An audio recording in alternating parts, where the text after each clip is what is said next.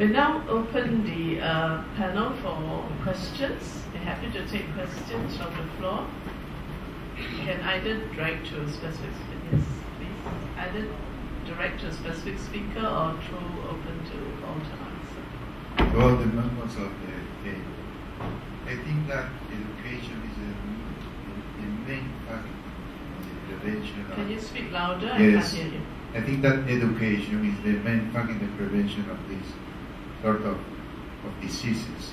And I want to say to know about the education, the instruction in every country of the members of the table. Comment on education. I have something to say, yes. As a matter of fact, in Argentina, the School of Medicine of the Buenos Aires University, there is a program for education of students in order to learn about prevention of cardiovascular diseases. And there is a short experience, but it was already published at the Argentine Journal of Cardiology. And at least they are now knowing what to do, what to perform primary prevention.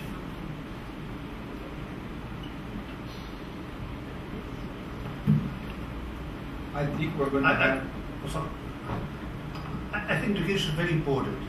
The thing is, will people do it in a proper way at the time of the work? I have the feeling that doctors are very good in prescribing, but they are very bad educated. They don't give them the time for that. And I think nurses are, for education, the best profession. So I think it won't have an impact. I think it's to involve them.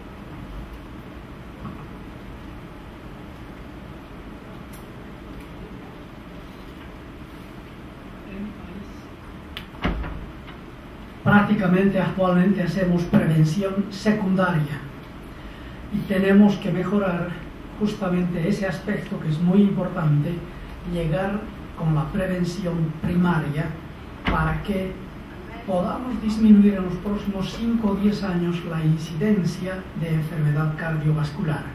Para esto, la Sociedad Boliviana de Cardiología está planificando actividades y está haciendo un programa muy amplio para poder llegar a la población e instruir adecuadamente. Muy poco se hace en la escuela de medicina y prácticamente en la medicina general tampoco existe un programa establecido. I think I told you when I did my presentation that the University of the West Indies was one of the highest centers of learning in the English-speaking Caribbean.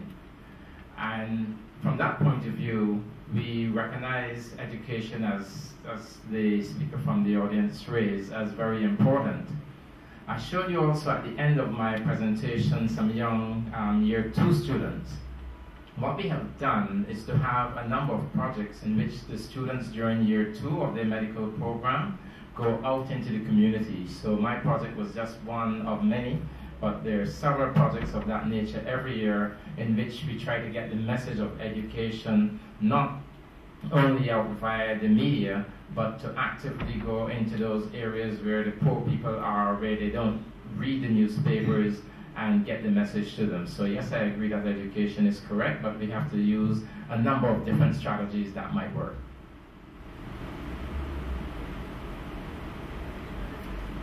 We're going to have a very nice network in Europe now, the economic crisis. We are going to have a lot of problems with stress in the population in Spain and Greece mainly. And we are going to see if the diet, the Mediterranean diet, is good or not to prevent coronary disease. I think in the next years we're going to see if there is any place for this diet in prevention of coronary disease and cardiovascular disease. What's the impression of the education?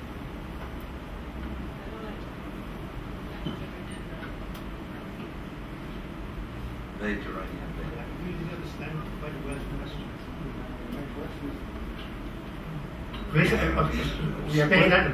Spain and Greece. Yeah. They have mainly Mediterranean diet, and we have a lot of crises over there, stress and problems with the people. And I think I know this diet is going to block the incidence of cardiovascular disease. Well, that's possible, but stress has been shown to be very important in relation to risk factors. I mean, countries in Eastern Europe raise the risk after having to compete, for example. So I wonder, I think Spain is going to raise I think it should raise the risk of coronary heart disease, despite having this better diet, which has been shown. I mean, you see the results of Finland. Finland has dropped its risk to a lower level than Mediterranean countries. I mean, having a diet that's different. Well, I think that one of the questions was what about stress? And in clinical practice, at least what we can see is that patients that are coming to the coronary unit who are young people, I mean, always they have a very stressing life, you know, related to economical income or other social cultural facts. But this is, I mean, and don't speak about, I mean, acute coronary stress, acute stress, because we know very clear-cut pictures now of acute consequences of stress, like the Takotsubo syndrome, in which you may have, I mean, from one moment to the other, a disaster in your heart, with dilation, cardiac failure, and death. So, I mean, stress is important. The problem is how to evaluate chronic stress. But, you know, as I said, there are thousands of papers related to this subject.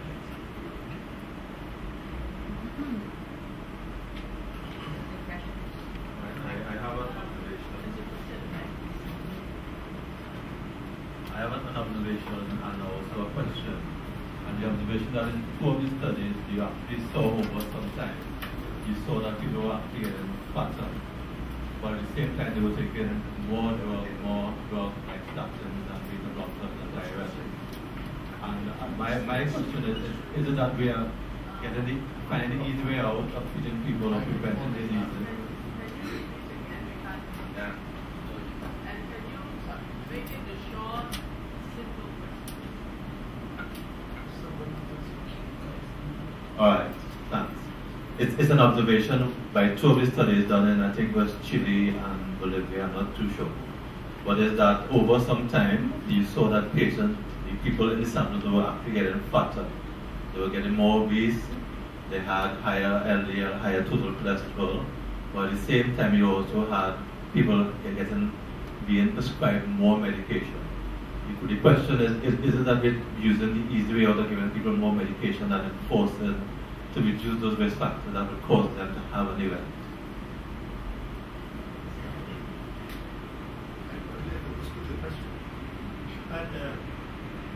Well, I think that the question is, despite having a bad diet, for example, eating a lot of butter, what happens if you receive adequate medication? Is that the question? Well, I think that's right. I mean, if your best diet is able to drop your LDL cholesterol to about 15%, and a bad statin is able, with the first dose, to drop it in 40%, and if you double the dose in 46, you double the dose in 55, 54, 56, I think that's possible. That's possible that, I mean, you shouldn't repeat that in the community, but I mean, here, I mean, a good statin is better than diet. Maybe the diet has other effects, but if you just measure, if you use LDL cholesterol as a measurement of risk, it's much better in statin than diet. In a number, in a figure, just a number. Okay.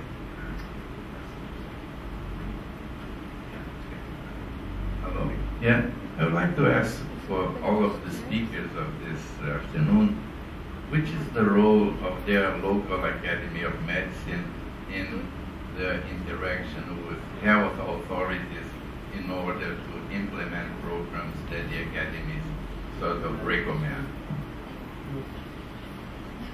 Well, Argentina. In cardiovascular disease, I think the role is not very important so far. Now probably we are going to get in touch with them and to work together. But there is, I think, about epidemiology, Dr. Sonis, who is a very good epidemiologist, is working at the ministry. But not directly, on cardiovascular diseases. And about cancer, there is an academic, Dr. Roberto Pradier, who is working with the ministry. So there is some sort of relationship. Dr. Marti will refer individuals, then the academy as an institution. Yeah, and the academy as an institution, I think, I don't know, perhaps I don't have many years, in the academy, but I don't see many activities regarding this particular subject. And this year, precisely, we are going to have a meeting related to cardiovascular diseases in June. But in preventing actions, there are some meetings within the academy, but not directed or originated by the academy. I don't know if you, perhaps Dr. Marti wants to, okay, he agreed. If you remember, this plan called the Auge Plan, or established warranties for people where MI was one of the diseases, there's a board. There's a board who works with the Ministry of Health. And this board has a lot of representatives. And one representative comes from the academy. So he has a chance to represent the academy in relation to these diseases, how much to improve prevention, how much to give us